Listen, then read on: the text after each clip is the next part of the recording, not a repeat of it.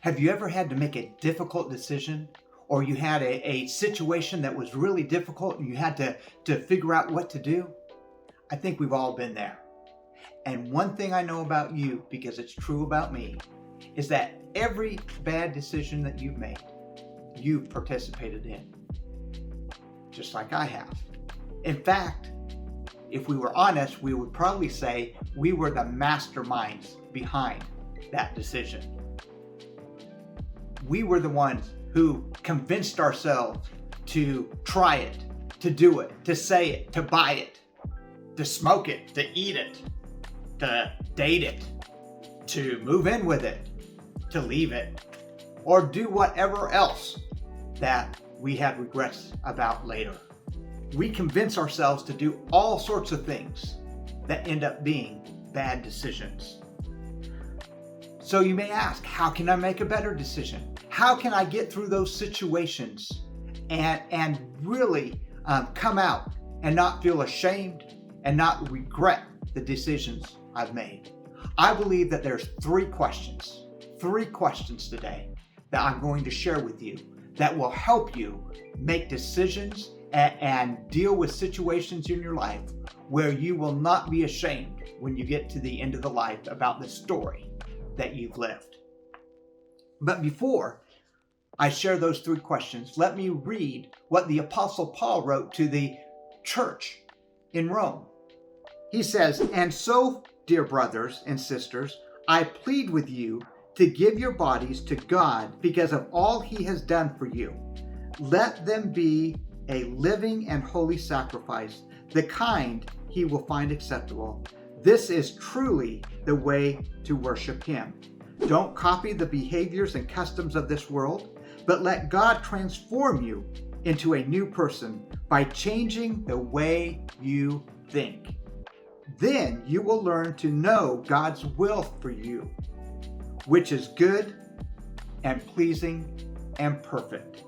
And that's found in Romans 12, 1 and 2. Romans 12 is Paul's definition of what worship. And if you read all the way through Romans 12, you'll find lots of areas of how you can worship Him in your everyday life. Now, I know what you're saying.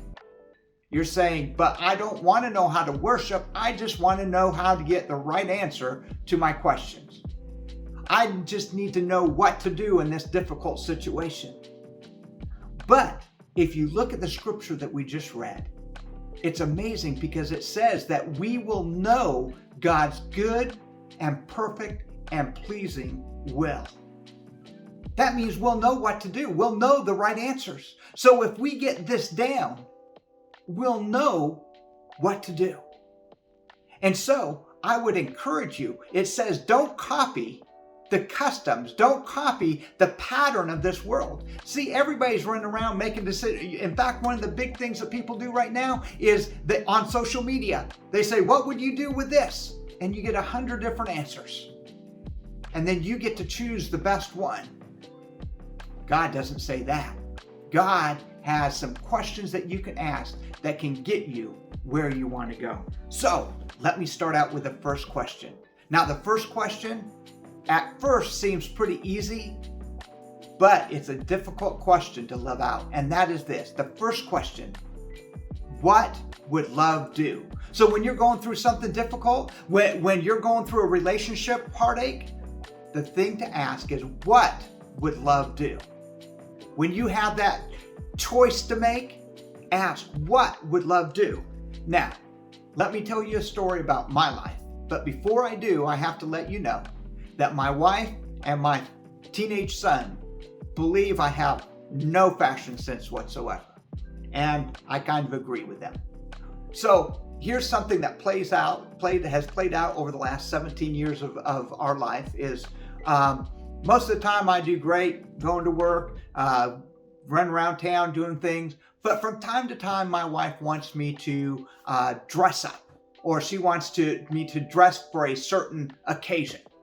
And so I would go up, get ready. I'd stand in the closet. I'd look around and trying to match my colors and my patterns and something that's right for the occasion. And I come down and it always ends the same way. She goes, "Why would you pick that?" And so I'm frustrated because I'm feeling like I didn't live up to what she wanted me to. She's frustrated because she's wondering why I can't pick the right thing to wear.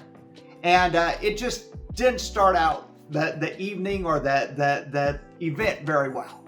And so, I know for most of you, choosing what to wear is not a big deal. And it's definitely not a life and death situation.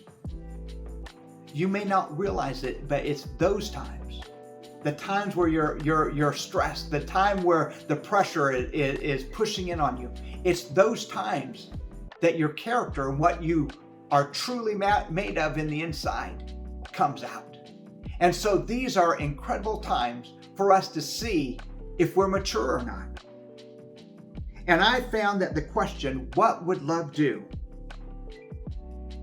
will help me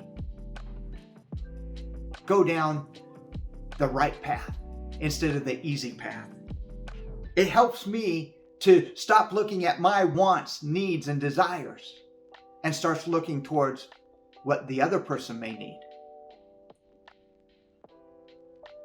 It also chooses love and patience and kindness over getting my way or being right. I guarantee you one thing, if you ask the question, what would love do? And you follow that answer, it will always have you looking more like Jesus when you're done. Here's what Paul said to the church in Rome. Don't just pretend to love others, but really love them.